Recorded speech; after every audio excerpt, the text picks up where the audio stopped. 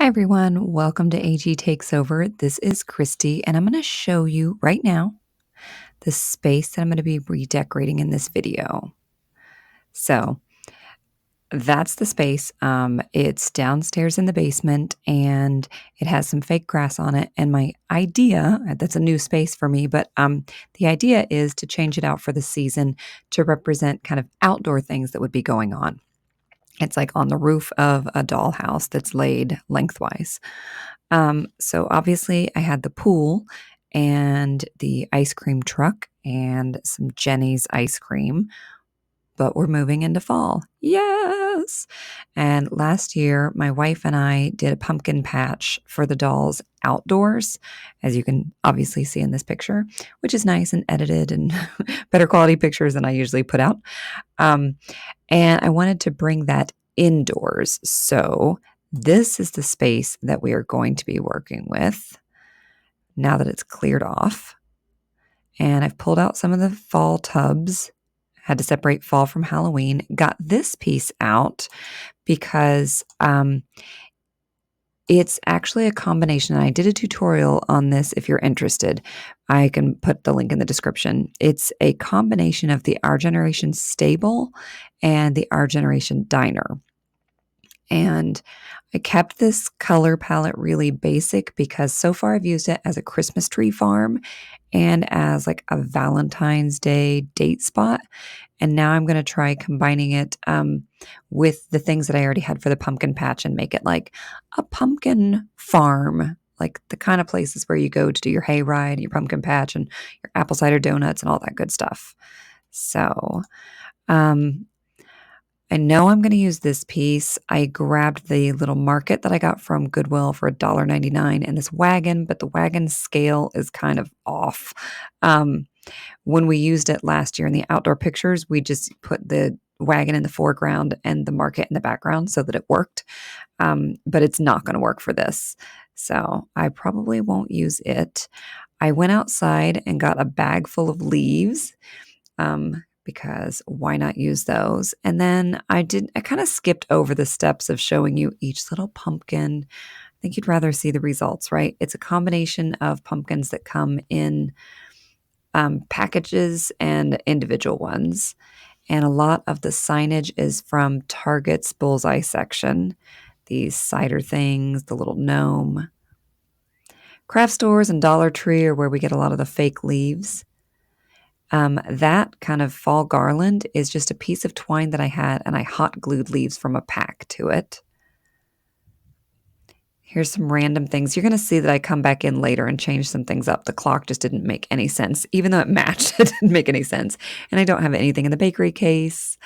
I might end up changing up this hay bale or like putting something else on there. And there's no food back there at the cafe part. This was kind of my first take, just to give you an idea of how I approach things sometimes. Like the leaves came first, then, well, the big pieces, then the leaves, then the pumpkins.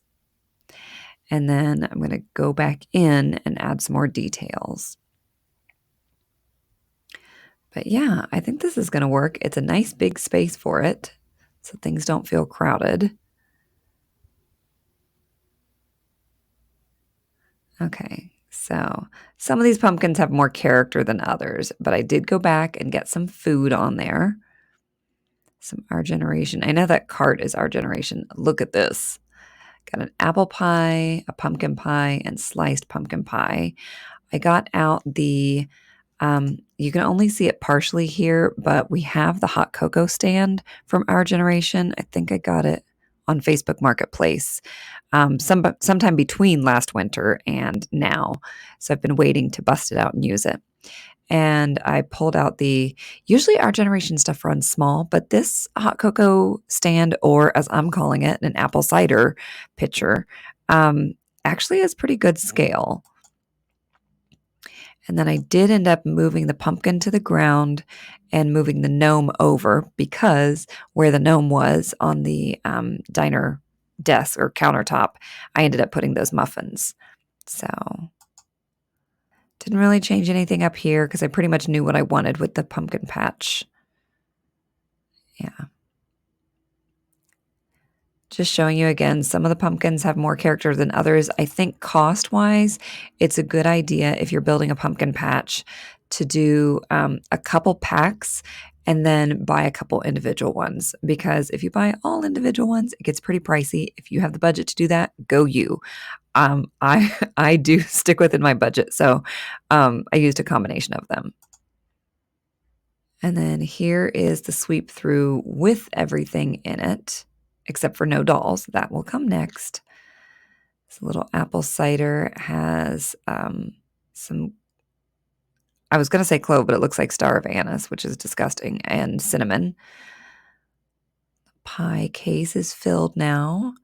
I found this little barrel of apples that I had upstairs and brought it to switch out with the clock. And again, moved the gnome, put some food here, and now we get to see some dolls in the place. So I've got Joss, Quinn, and Lindsay. And by the way, you'll see closer up pictures of Lindsay, but she is wearing a Bitty Baby sweater. So that's adorable.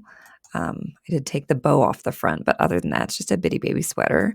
And then here's a picture of Lindsay with Sabine, and it's taken from above, obviously. I just put some leaves on Sabine, like she's standing out there, just letting the leaves hit her, enjoying her surroundings. All right, so for the rest of this, I'm just going to be showing some pictures, but I figured what you can do in the comments is let me know, do you have any fall traditions like fall photo shoots that you must do, or anything that you take your doll along with you for like every year in the fall? Feel free to share that in the comments, or if you just want to share below your own fall traditions. We go to a local pumpkin patch farm. I mean, it's a whole farm. The pumpkin picking is just part of it, but they have hay rides and kettle corn, of course. They have pumpkin donuts, but also apple cider donuts. So we get like 3 of each. They last year had, like, in this barn, imagine just an entire room of the barn is filled with nothing but dried corn kernels. So instead of a giant sandbox for children, it's just this massive corn version of a sandbox. I thought we would never get my kid out of there. Like, she loved it so much. So that is on our calendar for October. Trick-or-treating, of course. We grow our own pumpkins, but not in a like super impressive way. We just chuck our jack-o'-lantern at the end of every fall season. We chuck it over the rail in the backyard, and we've gotten a pumpkin each year for the past several years, or past couple of years. This year, for the first time, we're getting a few pumpkins that kind of, whatever seeds just were left over start growing some vines, and mostly it doesn't produce a whole heck of a lot. But this year we have 3 little pumpkins and 3 more that are just now growing, but they either won't make it at all or they'll be so tiny that they're going to be nothing by the time October comes around. But anyway, I'm sure I'll include them in a future video because I'm still proud of anything that we just got basically from throwing our trash over the railing.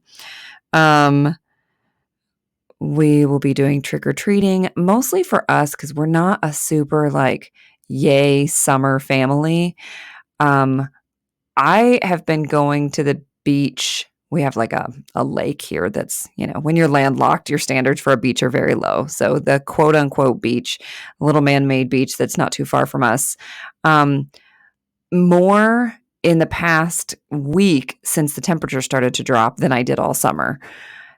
So for us, like, the summer festivals are kind of whatever because I don't do well none of us fare well in the sun and the heat. So this is our time of year, and we are ready for all the fall festivals. Every weekend is booked. Every weekend in October has fun stuff going on, and I am here for it.